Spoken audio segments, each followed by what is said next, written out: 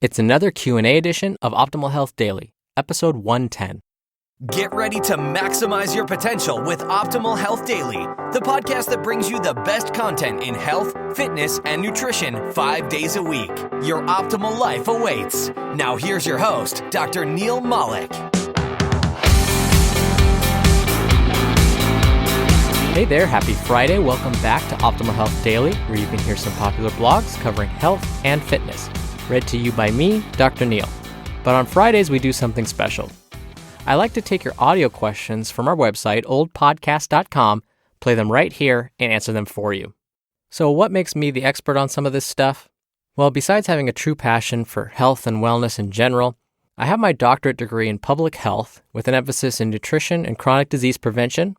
I'm also a certified health education specialist, a registered dietitian nutritionist, and a certified exercise physiologist or personal trainer, same thing.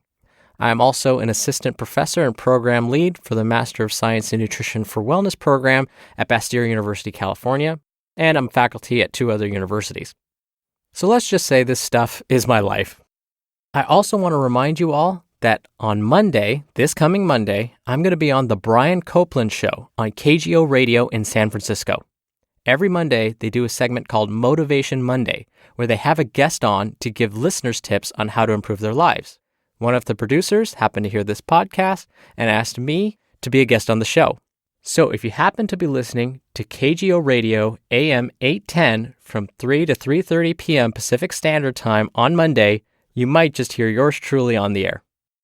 Now, if you want to be a part of this show and also have a great chance to win books from us, ask a question. You can call in anytime. The number is 61 I love OHD. OHD stands for Optimal Health Daily. Or you can send a voice message in at oldpodcast.com using your computer's microphone or even your phone. It's really easy and you can do as many takes as you like. And again, we're doing special raffles for people that submit a question.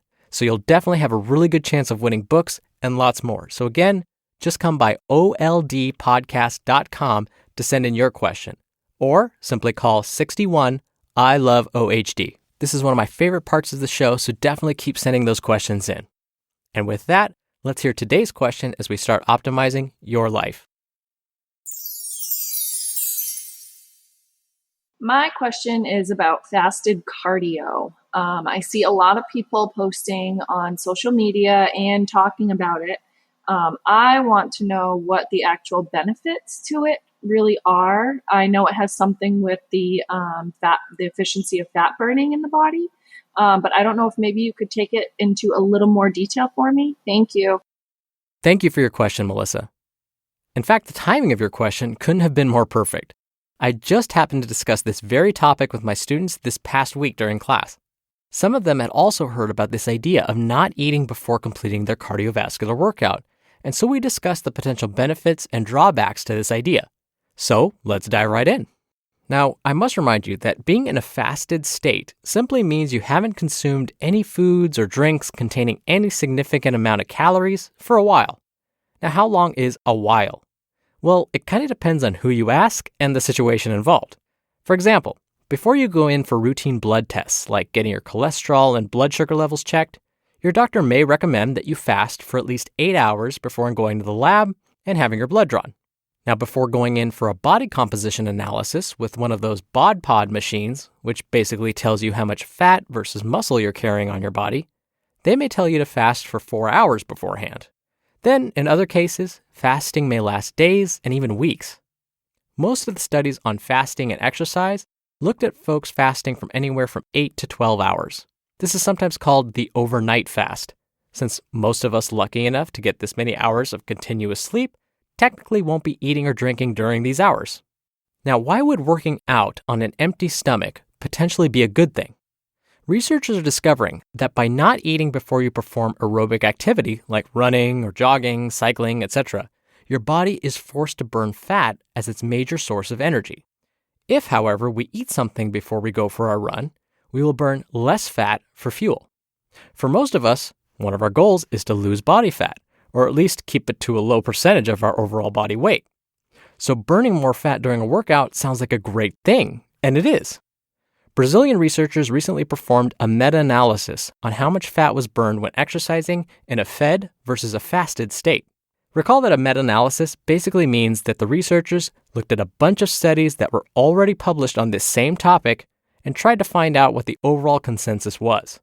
Sure enough, they found that the body burned more fat as fuel when folks hadn't eaten over the past 8 to 12 hours. But, you knew there had to be a but somewhere. Here's what the researchers also said, and I quote, "It is necessary to take care when prescribing this strategy in practice. These findings should not be extrapolated as long-term effects, especially with the aim of reducing body fat, as there is insufficient evidence of effectiveness and safety."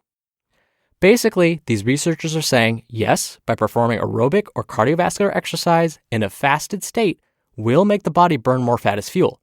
But they admit that before you go and try this for yourself, thinking it's going to help you eventually cut down your body fat, think again. There are no studies that look at whether this actually translates to the loss of actual body fat. So far, researchers are finding that the body uses more fat as fuel, but it doesn't always come from stored fat in your fat cells. We have what are called free fatty acids floating around our bloodstream constantly. So who's to say the body's not using those free fatty acids as fuel instead? In fact, the researchers argued that this is likely the case. So rather than shrinking our fat cells, the body may just be burning the fat that's floating around anyways. You may think, well, isn't that still a good thing? If we're removing fat from our bloodstream, won't that reduce our risk for having a heart attack or stroke? Maybe, maybe not. We need some fat in our bloodstream too. Plus, we have to weigh the potential risks and benefits of fasting before a workout. For example, take a moment. Can you think of any situations where by not eating before a workout, the individual would be placing themselves at risk for some serious complications? The first thought that comes to my mind would be swimming.